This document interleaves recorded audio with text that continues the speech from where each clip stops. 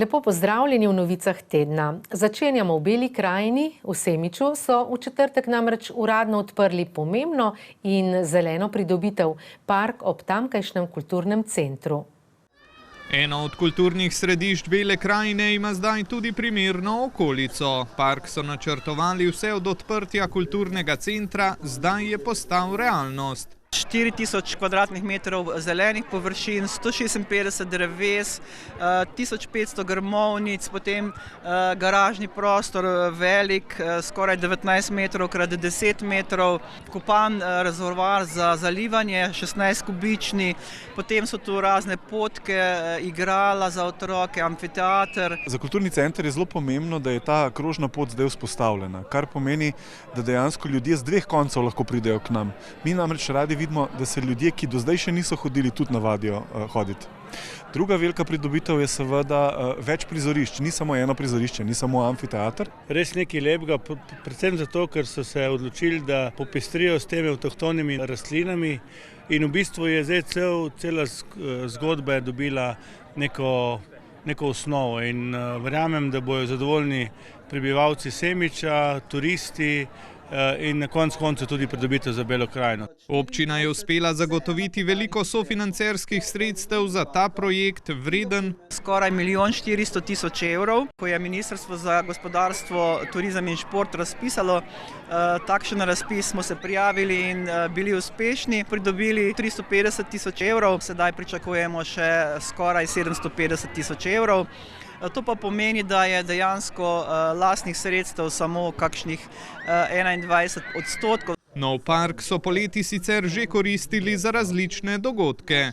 Meni se je zdelo super, jaz sem bil zelo zadovoljen. Ko smo otvorili poletni kino, smo imeli čez 400 ljudi v parku in smo jih lahko lepo posedli, je bilo super. Ko smo imeli, klasično, bolj koncertno obdobje, so tudi ljudje prišli z velikim veseljem v amfiteater. Mislim, da smo vsi uživali v tem, da smo lahko zunaj v enem tako prijetnem okolju. V bližnji prihodnosti želijo ob parku v sklopu kulturnega centra urediti še gostinski lokal. Še malo se bomo pomudili na južni strani Gorjancev. Na nekdanjem vojaškem letališču v Otoku pri Metliki so se tradicionalno spomnili pogumnih dejanj iz druge svetovne vojne. S slovesnostjo so znova obeležili mednarodni projekt Vranov let, ki ohranja spomin na junaško reševanje vojnih ujetnikov in letalcev. Pred 8 desetletji so bila belokranjska letališča izjemnega pomena, saj je tu potekalo množično reševanje zavezniških vojnih ujetnikov, letalcev, ranjencev, žena, otrok in ostarelih civilistov. Evakuiranih je bilo več kot 2100 ljudi. To ni le zgodovina Bele krajine, temveč pomemben del evropske zgodovine. To je spomin na pogumna, človekoljubna dejanja slovenskih partizanov in večinoma preprostih slovenskih prebivalcev, ki so ubežnikom tudi za ceno lastnih življenj in premoženja nudili pomoč, hrano in zatočišče. S ponosom lahko torej gledamo na dejanja naših prednikov, je poudaril slavnostni govornik, predsednik vlade. Slovenija, Kranjke in Belokranjci, še posebej, je med drugo svetovno vojno izbrala pravo stran. Ni bila nevtralna, bila je pogumna. Njena odločitev je temeljila na vrednotah, ne na preračunljivosti. Strani svobode, resnice in človečnosti. Med vojnimi ujetniki, ki so se preko otoškega letališča uspeli rešiti, so bili tudi britanski in avstralski vojaki. It is with solemn gratitude that we remember the partisans and civilians of this country who sheltered, guided and defended them, often at the risk of their own lives. Their sacrifice shall not be forgotten. To je zgodba o pogumu, odločnosti in mednarodni solidarnosti, predvsem pa o dobroti, nesebičnosti in sočutju. To so vrednote, na katerih temelji odnos med Združenim kraljestvom in Slovenijo še danes. Spominsko slovesnost so s kulturnim programom obogatili Metliški oktet Vitis, orkester Slovenske vojske in učenka osnovne šole Metlika Polona Dragovan z recitacijo. Na drugi strani Gorjancev pa bo 5 dolenjskih občin, Šmarješko na čelu, kot kaže, prejelo evropska sredstva za skupni projekt nadgradnje vodovodnega sistema Jezero. V sklopu dogovora za razvoj regije Jugovzhodna Slovenija bo na področju vodooskrbe z nepovratnimi evropskimi sredstvi predvidoma sofinanciranih 5 projektov. Največji med njimi bo vodovod Jezero. To je v bistvu projekt 5 občin, 11 odsekov, 43 km novih vodovodnih povezav. Znotraj tega tudi vodovod Vini vrh Visoka Cona, na katerega seveda že vrsto let čakamo. Projekt Šmarješke kot vodilne ter šentjernejske, škocjanske, novomeške in straške občine je težak skoraj 18 milijonov evrov in pol. Imamo pridobljena že vsa gradbena dovoljenja, govorim na ozemlju občine Šmarješke Toplice. V okviru projekta še nekaj manjših gradbenih dovoljenj je potrebno v sosednji občini Šentjernej, sicer pa smo že v bistvu projekt predstavili, ministrstvo dobili že zeleno luč, razvojni svet regije ga je potrdil v okviru teh 28 milijonov. S pomočjo nepovratnih sredstev bodo v regiji pomembno zmanjšali razvojne zaostanke na področju urejanja sodobnih vodovodnih in kanalizacijskih sistemov, kar je bil z doseženim povečanjem kohezijske malhe za ta namen tudi cilj pristojnega ministrstva. To sta 2 stvari, kjer je Evropa dala poudarek, ker smo jim nekako tudi države srednje in jugovzhodne Evrope dopovedali, da seveda moramo zaostanek, na tem delu narediti, če hočemo ohraniti toliko narave, kot jo imamo, pa tudi smo dali v zavarovanje, pa če hočemo kvaliteto življenja imeti. V Šmarješki občini se eden pomembnejših mejnikov na poti zagotavljanja ustrezne in varne vodooskrbe na Vinjem vrhu obeta že kmalu. Mi načrtujemo že nekje jeseni iti v fazo izbora izvajalca in se veselimo v bistvu tega velikega projekta. Skupni projekt 5 dolenjskih občin naj bi bil po navedbah župana predvidoma končan v roku dobrih 2 let. Verjamem, da v naši občini bo to malo hitreje, ker imamo že vsa gradbena dovoljenja. Dolgoletne želje v višjih predelih Vinjega vrha živečih domačinov in lastnikov zidanic po javnem vodovodu bodo torej v bližnji prihodnosti naposled postale resničnost. Komunala Novo mesto upravlja 19 čistilnih naprav v 6 dolenjskih občinah. Največja je centralna čistilna naprava v Ločni v Novem mestu. Njena velikost je 55.000 populacijskih enot. Gradnja čistilne naprave v Ločni se je začela v letu 2011. Od marca leta 2013 pa obratuje s polno močjo, nam je ob obisku povedal Simon Lukšič, vodja sektorja za odvajanje in čiščenje odpadne vode na novomeški komunali. Nedavno smo spremljali letni remont novomeške čistilne naprave. Delavci komunale Novo mesto so zahtevna očiščevalna dela opravljali že tretjič. Prvi se je namreč izvedel leta 2017, drugi 2020 in pa v letošnjem letu. Tako da to so neka vzdrževalna dela, ki katere zahtevajo sami objekti. Med čiščenjem odpadne vode namreč nastaja stranski produkt, odvečno blato, ki se ne prečisti. Naj povem, da tukaj sta 2 ločeni liniji med seboj, se pravi, v času remonta čistilna naprava deluje kot mora, dobro, v malo manjši zmogljivosti, ampak zaradi tega še zmeraj čist vode, ustrezno, da smo natančni in enostavno odstranjujemo to blato. Samo delo je precej fizično naporno in zahtevno. Zahteva veliko pozornosti, zbranosti in upoštevanja vseh varnostnih navodil. Naši sodelavci so izpostavljeni težkim razmeram, kot ste že omenili, dvig v globino, bazeni so globoki 10 metrov in varstvo pri delu oziroma varnost ljudi je na prvem mestu. Centralna čistilna naprava v Novem mestu deluje po principu membransko-biološkega reaktorja, kar pomeni, da se poleg biološkega čiščenja odpadne vode izvaja še dodatno čiščenje prek membran, ki omogočajo ultrafiltracijo odpadne vode. Naša čistilna naprava je ena izmed najbolj sodobnejših v Sloveniji, saj je podkrepljena z membransko filtracijo, kar pomeni, da je na iztoku izredno čista voda, ki jo lahko uporabljamo tudi nazaj za tehnologijo. Sicer lahko povem, da so se v zadnjih 20 letih komunalni sistemi izjemno razvili, ne samo na področju informatike, ampak tudi na področju tehnologije. To pa vse zahteva dobro opremo in dobro usposobljene kadre. Novomeška centralna čistilna naprava omogoča tudi dodatno obdelavo blata. Se pravi, se z postopki najprej dehidracije in potem na koncu sušenja odstranjuje voda. To blato na koncu gre na ustrezno odlagališča v tujino. Konkretno naše blato gre v Nemčijo, kjer se pač s pomočjo monosežigalnic ustrezno obdela. Sistem odvajanja in čiščenja odpadne vode je nekoč močno obremenjeval vodotok reke Krke. S centralno čistilno napravo pa je v Novem mestu v zadnjem desetletju dosežena zaščita razpoložljivih vodnih virov in podtalnice, zato je njena vloga zelo pomembna. Novomeška centralna čistilna naprava je v dobri kondiciji, deluje brez zapletov, zato so uporabniki lahko brez skrbi, nam še zagotovi Lukšič. V sredo se je začelo novo študijsko leto, tudi na Univerzi v Novem mestu. Tam so brucke in bruce profesorji seznanili z urniki, študijskimi programi in praktičnimi informacijami, starejši študentje pa so jih opozorili na obveznosti prvega letnika. V prvem dnevu študija so študenti delili svoje načrte in pričakovanja za to študijsko leto. Da bo zabavno, da bo zanimivo, da se bomo imeli lepo, lepe oziroma dobre medsebojne odnose, prijazne profesorje.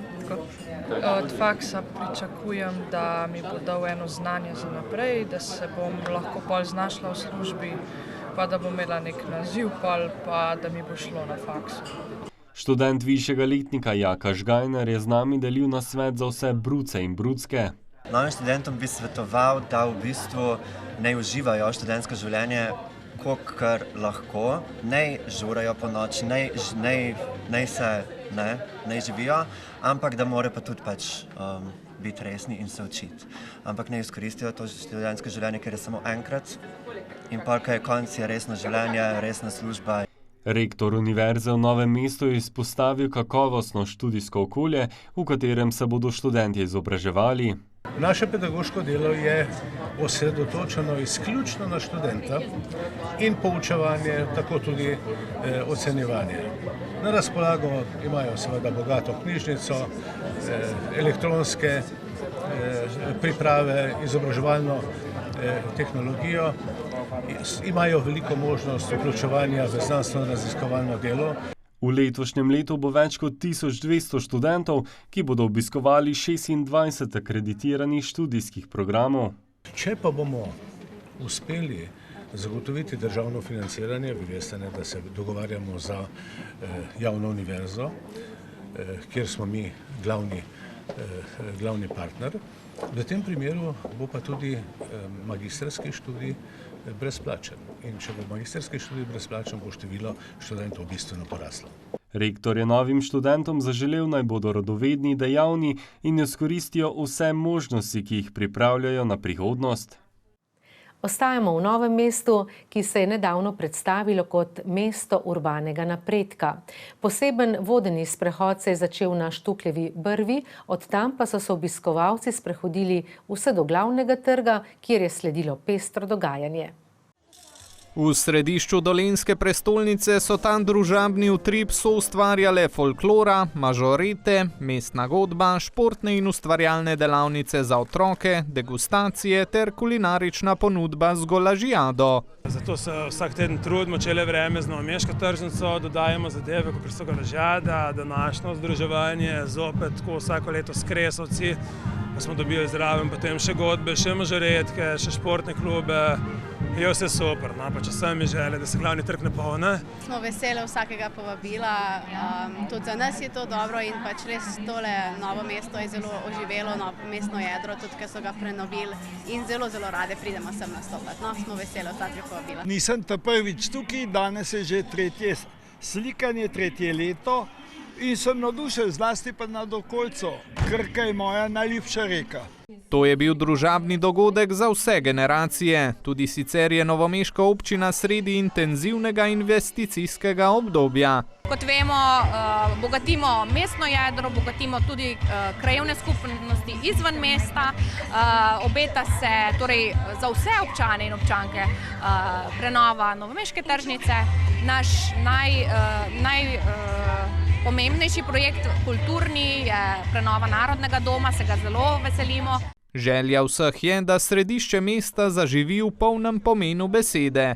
Pogrešajo življenje, pogrešajo trgovine, se moramo pa tudi sami vprašati, ali je tukaj ponudba taka, ki bi jo bilo vredno nekako koristiti. Vsekakor se to nekako transformira v novomeško dnevno sobo. Čudovito je videti otroke, ki se igrajo na glavnem trgu. Občani in občanke so se sicer na dogodku seznanili z zgodbami novogradenj in prenov, ki sooblikujejo mesto. Dogajanje je bilo namenjeno obeležju uspeha projekta Novo mesto, mesto urbanega napredka, ki zaokroža celovito prenovo mestnega jedra s Kandijskim mostom ter novogradnjama Julijine in Štukljeve brvi. Zato je podžupanja prevzela tudi plaketo Ministrstva za kohezijo in regionalni razvoj. V tovarni zdravil Krka so podelili že 55. Krkine nagrade za srednješolske raziskovalne naloge. Letos je bilo na razpis prijavljenih 49 nalog z 20 gimnazij oziroma srednjih šol. Za 27 raziskovalnih nalog je Krkine nagrade prejelo 46 dijakov. Novomeški farmacevt na ta način že vrsto let spodbuja raziskovalno delo mladih. Sodelovanje med gospodarstvom in izobraževalnimi ustanovami pa je temelj za izpopolnjevanje znanja. Mladi, ki se že v srednješolskem obdobju usmerijo v raziskovanje, dokazujejo, da znanost ni omejena na akademske kroge, temveč je dostopna vsakomur, ki je radoveden. Zmeraj, kadar uporabimo izraz, da je meja le nebo, smo bolj presrečeni, sicer se pa vesolje širi. Tako da se tudi mladi posegajo, se drznejo vedno bolj posegati po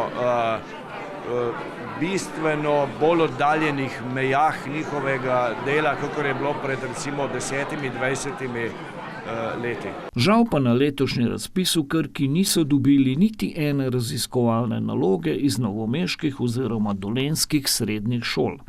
Najboljši dijaki so svoje raziskovalne projekte strokovni javnosti predstavili na simpoziju. Krkin simpozij je en tak odličen poligon potem za naprej, ker ti dijaki, se mi zdi, so že izoblikovani, vejo, kaj bojo študirali in da jih to tudi čaka. Skupna strokovna ocena je bila, da imajo mladi vedno bolj drzne ideje. Pri tem veliko vlogo odigrajo tudi mentori, ki jih pri raziskovalnem delu usmerjajo in spodbujajo. Marko Jeran iz Inštituta Jožef Stefan to delo opravlja že več kot desetletje. Mladim, ki jim ustvarimo eno tako navdušujoče delovno okolje, zaživijo in v bistvu ustvarjajo, samo pustiti moramo. Istočasno pa postaviti smernice, da se lahko razvijajo in napredujejo z raziskovalno nalogo, še dodaja. Kaj pa mladim raziskovalcem pomeni, da je prav njihovo delo nagrajeno? To je samo potrditev, da to, kar delamo mi, je prav in da moramo s tem nadaljevati. Ko sem dobila tisti mail, da sem dobila nagrado, sem mogla prav večkrat pogledati, če je to sploh res, tako da sem res izjemno počaščena. To mi da neko potrditev, da je bilo moje delo vredno in da je dejansko dobro, da ni samo nekaj za šalo, in sem zelo ponosen, da lahko s tem tudi pokažem moje delo širši javnosti. Mladim raziskovalcem sta nagrade in priznanje izročila prvi mož Krke Jože Colarič in predsednik sveta sklada Krkinih nagrad Aleš Rotar. Velik mednarodni uspeh pa so dosegle trebanjske mažorete, ki so na Evropskem mažoretnem prvenstvu v Sarajevu osvojile naslov absolutnih evropskih prvakinj. V sredo jih je sprejela županja občine Trebnje, tam smo bili tudi mi. Trebanjske mažorete, ki delujejo kot sekcija trebanjske godbe, so v Sarajevu tekmovale v vseh 3 starostnih skupinah in v kategoriji palica prepričljivo osvojile vsa 3 prva mesta. Ne, sploh nismo pričakovali, niti nismo seštevali, ker ene skupine vidiš, ko seštevajo točke, ne? Ker to se seštevajo vsa tekmovanja, od solo, parov in skupin, od pompomov do palic. Je pa to delo seveda vseh mažoret od začetka in zdaj vzgojene so tukaj, to je vse plod njihovega lastnega dela, ni bilo nobene pomoči, vse so same naredile in na to sem še posebej ponosen. V Trebnjem v šolskih pripravljalnih in 3 tekmovalnih skupinah trenutno pleše približno 150 mažoret. Veliko truda, da ne obupaš, veliko dela. Ene se mogoče rodijo z majčkeno več talenta, ampak na koncu v bistvu uspejo tiste, ki so najbolj pridne, tiste, ki so najbolj zagnane, hodijo na treninge in še doma trenirajo tudi zase. Vedno sem gledala mažorete, ko sem bila majhna in mi je bilo tu nekaj fascinantnega. In sem vedno hotela postati ena mažoreta in ko sem postala, mi je bilo res všeč. Treningi so bili super in tekmovanja še boljša in uspehi so res pomembni. Veliko moraš vaditi, vsaj jaz sem, in je za vsako punco je drugače koreografija. Trebanjske mažorete so uspeh dosegle ravno v letu, ko obeležujejo 30 let delovanja. V vsem tem času so postale čudovite ambasadorke naše občine in so presegle že naše meje, prispevajo tudi k dobremu imenu naše občine. Mi jih z veseljem podpiramo in se zagotovo z njimi zelo, zelo veselimo in seveda si nadejamo še vedno tudi v nadaljevanju dobrih rezultatov, dobrih nastopov. Praznovanje 30-letnice bodo prihodnje leto združili s praznovanjem 100-letnice občinskega pihalnega orkestra Trebnje. V Šentjurju na Dolenjskem so obeležili 10 let Pavčkovega doma. Ob tej priložnosti so postavili tudi novo knjigobežnico. Dogodka so se udeležili številni obiskovalci, med njimi tudi pesnikova hči Saša. Pavčkov dom je bil uradno odprt 8. februarja 2015 in je v prvem desetletju delovanja sprejel več kot 22.000 obiskovalcev. Sedaj ima dom tudi novo pridobitev. V čast 10. obletnici smo postavili knjigobežnico v obliki satnice. Namreč čebela je simbol mirne peči, je v mirnopeškem grbu 3 čebele in tako mirnopečani kot Šentjurci so zagotovo pridni kot čebele. Program so obogatili tudi učenci osnovne šole Toneta Pavčka z recitacijami njegovih del. Med otroci pa je najbolj poznana in priljubljena naslednja pravljica. Veliko smo že v šoli prebrali, tudi iz učbenikov, pa v knjižnici imamo veliko zbirk. Najbolj mi je pa všeč Jurij in Muri v Afriki, saj je noter vključenih veliko afriških živali. Jurij in Muri v Afriki mi je zabavna, zato ker na začetku se ni umival rad, pol se je pa hotel umivati. Saša Pavček je v obletnici poudarila, da se spomin na njenega očeta v domačem kraju še vedno močno ohranja. Zaupala nam je tudi, kaj je njenemu očetu pomenil Šentjurij. Da je se smejal, skakal, čim smo klele noter zavili, je rekel, tukaj sem pa jaz v šolo hodil, tukaj sem se pa jaz rodil, vsako hišo je poznal, zelo rad se je družil z vaščani in to mu je ogromno pomenilo.